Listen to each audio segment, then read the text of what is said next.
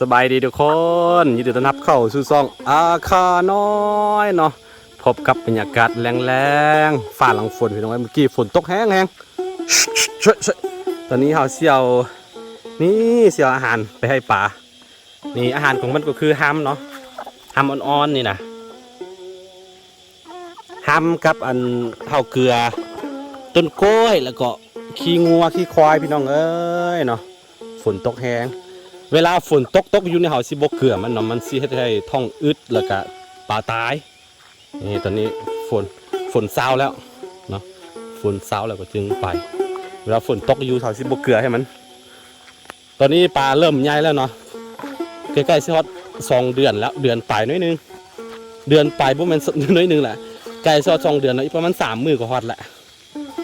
ปลานินทั้งนั้นเฮาปล่อยไป 5,000 ตัวนี่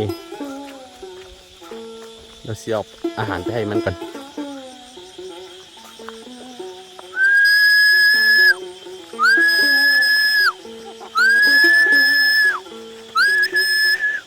เวลาฝนตกแห้งๆแบบนี้มันสิบ่มากินบันได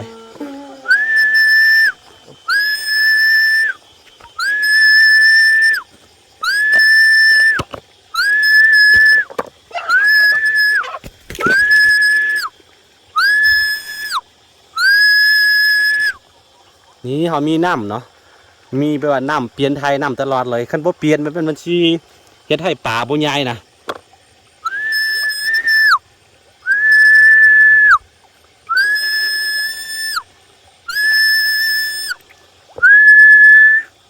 ขี้งัวขี้ควายมันมักแห้งพี่น้องเอ้ยป่าเนาะใจเฮ็ดให้แบบว่าลดต้นทุนในการเลี้ยงถ้าสิเอาแต่อาหารเม็ดเฮาสิบ่ไหวเนาะบ่ไหวแล้วก็มันสิบ่ได้แม่หยังปีนี้เฮาปล่อยไป 5,000 ตัวเนาะสำหรับ3หนองตัวนี้หนองนี้ประมาณ 3,000 ตัวเดี๋ยวท้ายปีเนาะประมาณท้ายเดือน12นี่แหละสิได้จับกินมันเราต้องได้จับขายอะไรทุกคนสิได้เท่าใดคันว่าได้ประมาณ3 ตัวโลก็พอแค้นเฮาปล่อยตั้งแต่เดือน7เนาะตอนนี้ก็สิได้2 เดือนละเดี๋ยวฮอดเดือน12ก็เบิ่ง7 8 9 10 11 12 6 เดือนเนาะเขากล้าว่าเขาสิเลี้ยงปีหนึ่ง2 ชุดนะชุดหนึ่งต่อ6 เดือนรุ่นน้ำกันเพราะว่าเขาก็ลองพิษลองทึกเบิ้งว่าสิได้เท่าใดพี่น้องเลยนี่ชีวิตอยู่ไห่อยู่สวนคือหลายคนก็ใฝ่ฝันว่าจะมาใส่ชีวิตแบบนี้แต่ว่ารอท่าให้เกษียณก่อนว่ารอท่าบรรปลายชีวิตนี่คือท่าเขาใฝ่ฝันแท้ๆเนาะเขาใฝ่ฝันเขามักแท้ๆเนี่ยบ่ต้องท่าฮอดมือกันเกษียณพี่น้องเอ้ยเนี่ยมาติ๊กมารถเนาะลองพิษลองทึกเอาสิมาตอนนั้นเนี่ยโอ้บ่ไหวหมดเหือหมดแห้งละตอนมีเหือมีแห้งตอนยังมีไฟในตัวเนาะมาเลยคือมื้อนี้เขามาล้อมหัวนี่โพ้นเนาะล้อมที่นี่นะเห็นบ่ล้อมหัวเผื่อว่าสิปล่อยควายอยู่ทางนี้เนาะเพราะว่าเขาปลูกหญ้าลูซี่เด้แล้วก็หญ้าก็ตึบเด้หญ้าลูซี่ก็มีเด้แล้วก็มีทั้งหญ้าเด้เนาะมันเกิดขึ้นหลายพอดโอ้นี่ปลามากินพี่น้องเลยบู๊ว่าอยู่ในกล้องเห็นบ่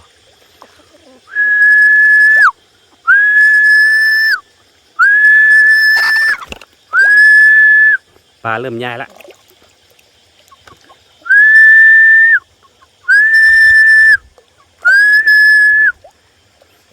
2 เดือนนี่กินได้พี่น้อง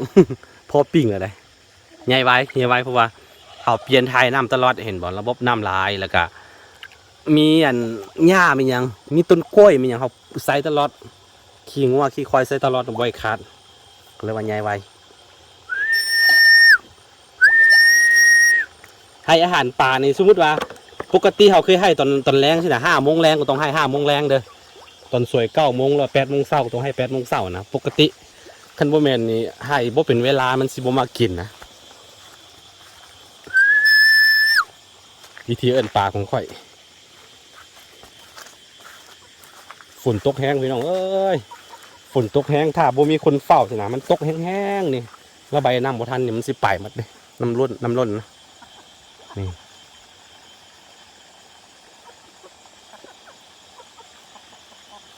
นี่แหละชีวิตที่เราเลือกเอง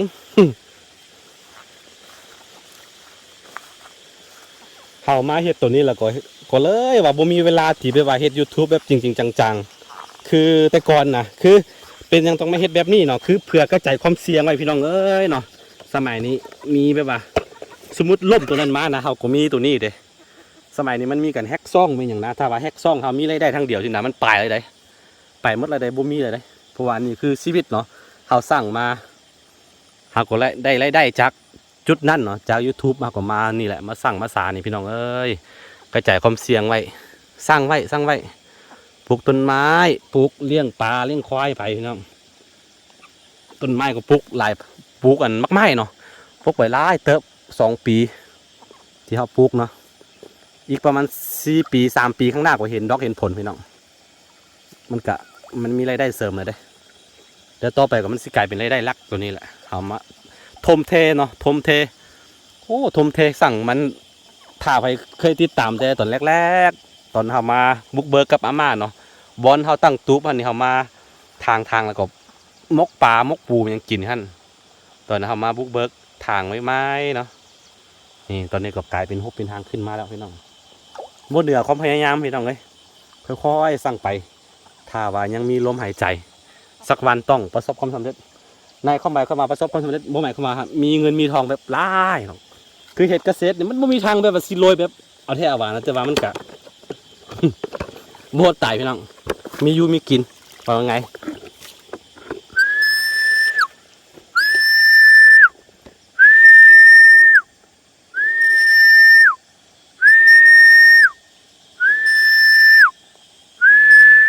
ปลาไปอยู่ทั้งพ่นหมด มันก็บดแบบพอได้กินแต่ละมือพอได้ใจแต่ละมือนะมันก็บดบ่ยากเลยพี่น้องเอาสั่งไว้นี่ต้นไม้ที่เขาปลูกไปก็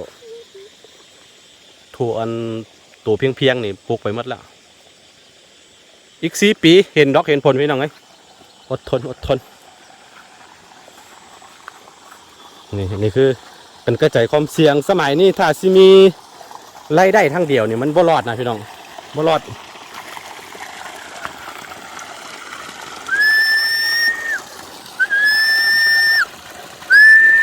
เวลาฝนตกอย่างที่บอกไปเวลาฝนตกมันสิบมากิน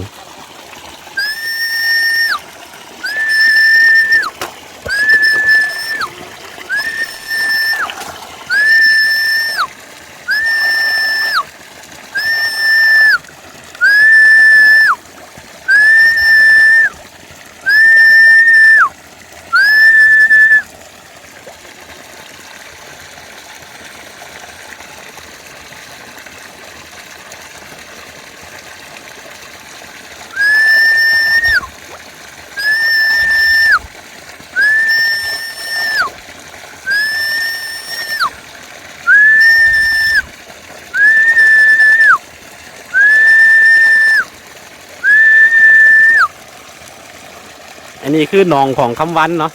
แต่ว่าตอนนี้เขาบ่เลี้ยงเถอะเขาก็เลี้ยงไปก่อนอันนี้ให้คำวันแล้วก็น้องใต้หันเอาให้ตะก้องแบ่งกันพี่น้องเลยแต่ว่าเขาลงทุนให้หมดเนาะคุดนี่เขาก็เป็นผู้คุด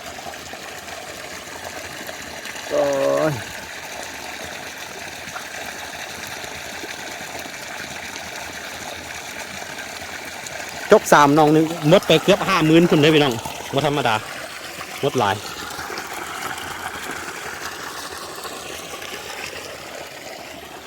แต่ว่าถ้าเขาคุดไว้เทือนึงมันก็ได้กินตลอดเลย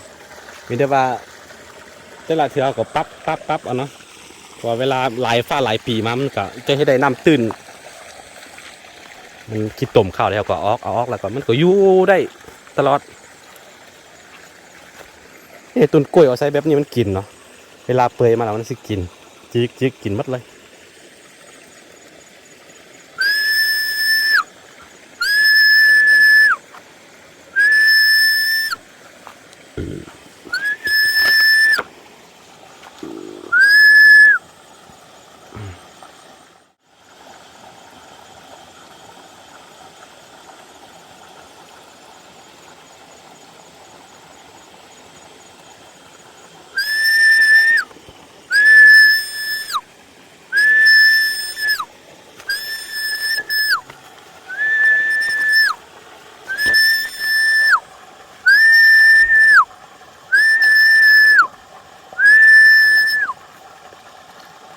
ปะ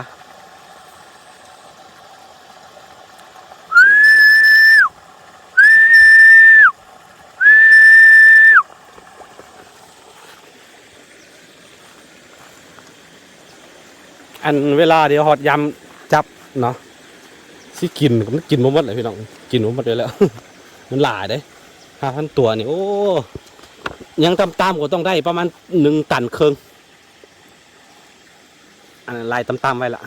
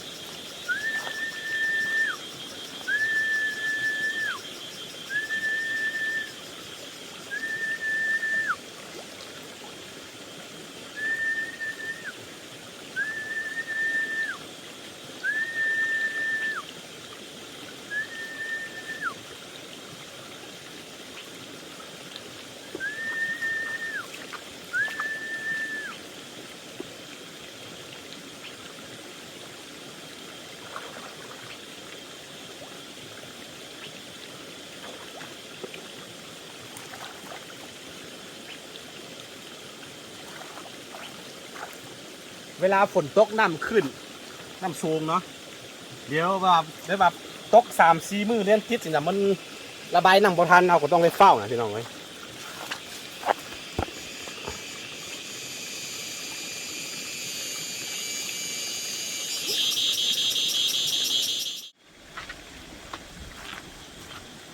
นี่ทรงนี่อันเสาคู่มาบ่ได้แล้วเนาะทุกคนเลยท้องใหญ่แล้วท้องใหญ่เกินแล้วเดี๋ยวประมาณเดือนกันยาเนาะเดือน9นี่แหละประมาณวันที่15วันที่23ขอซีออกมาแล้วเนาะจะเห็นคือกัน จะเห็นลูกสาวโอ้ยยังบ่แน่นอนว่ามือใดแต่ว่าวันที่15วันที่23เดือน9เนาะเดือน15นี่แหละเดี๋ยวบุกี้มือก็สิหมดละ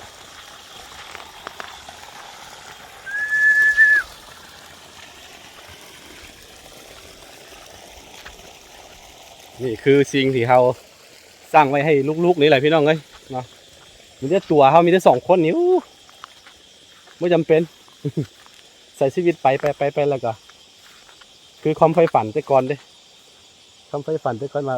แบบว่าหาเมียหาแฟนแล้วก็แบบเที่ยวเนาะเที่ยวอยากไปใส่ก็ไปอยากกินซื้อกินแบบว่าใช้ชีวิตแบบอิสระแบบว่ามีภาระมีอย่างนะเคยใฝ่ฝันแบบนั้นแต่ว่าพอมันมีแท้ๆเนาะพอมันมีน้องมีลูกมาแท้ๆกะโอ้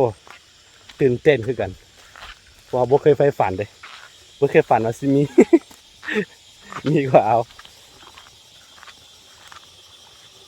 นี่แหละเอาที่จะเป็น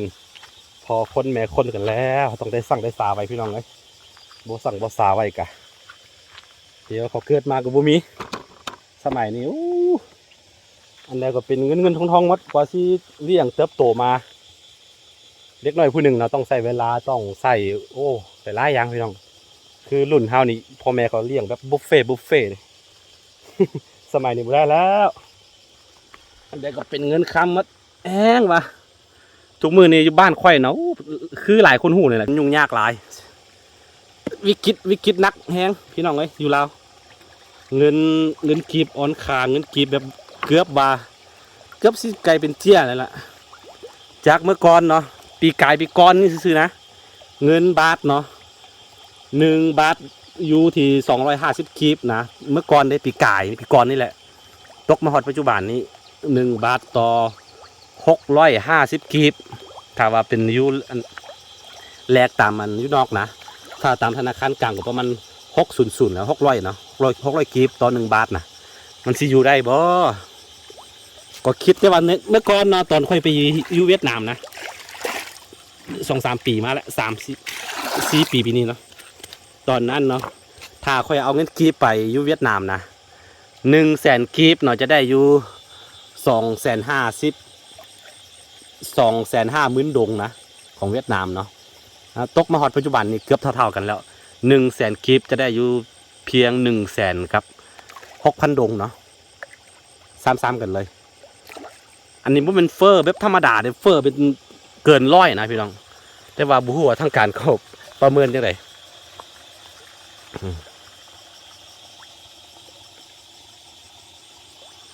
เกิน100%ละตามที่เขาเห็นนะจากเมื่อก่อนขายหน่วย1,000กีบเดี๋ยวนี้ฮอด3,000ต่อหน่วยนะต่อฟองนะมันสิอยู่ได้บ่พี่น้องเอ้ยนี่แหละอาศัยเพิ่งพาตัวเองแต่ว่ามันข้อซกดีอย่างหนึ่งของคนลาวก็คือส่วนหลายเนาะเกือบว่า50%คนแหละคนที่เขาประชาชนที่อาศัยอยู่ตามมันนอกมันนาจริงๆเขาบ่ได้เพิ่งเศรษฐกิจหลายเนาะเขาจะเพิ่งแบบอันนี้แหละเพิ่งพาเองนะก็เรียกว่าส่วนหลายคนมันนอกมันนากับมันบ่ค่อยมีผลกระทบเป็นอย่างไรเนี่ยแต่คือเขาเนี่ยก็นักคือกันโอเคทุกคนจะใครอาหารปลาให้เป็นอย่างเรียบร้อยครับก็นี่ควายก็เอาควายเข้าคอกเด้กลางคืนบ่ปล่อยเนาะถ้าว่าเอากลางคืนปล่อยให้มันแบบอิสระในมันบ่ไหวหญ้ามันสิมดไว้นี่เขาล้อมห่วงมันนี้โอเคทุกคนเลยเสียชีวิตไปผ่านวิกฤตให้มันได้พี่น้องเจอวิกฤตหนักคนลาวเขาบ่ว่าได้ภาคใต้ภาคเหนือภาคกลางเจอหมดทุกคนคือบอกยังไงจากที่เขาเคยมีเงิน100,000กีบนะเคยมีเงิน100,000กีบในปีกายใช่นะมาปีนี้นี่บ่มีเหลือเพียง50,000กีบเนาะมูลค่าของมันนะแต่ว่าจำนวนเงินนี่มี100,000คือเก่าแต่ว่ามันลดลงมาดิบ่แม่นได้50,000นั่นแหละเพราะว่าเงินเฟ้อเกินร้อยนะตามเฮาเบิ่งนะนี่แหละแต่ว่าเอ้ยพี่น้องเอ้ยเอามีนาทีใช้ชีวิตก่อใส่ไปฟ้องยังหลายบ่ได้พี่น้องโอเคทุกคนผู้ใดมักคลิปแบบบ้านๆก็อย่าลืมเนาะกดไลค์กดติดตามซองอาคาน้อยไว้เวลาค่อยลงคลิปเราจะได้เห็นเจอกันในคลิปหน้าทุกคนสบายดีเงียบๆอยู่สวนคนเดียว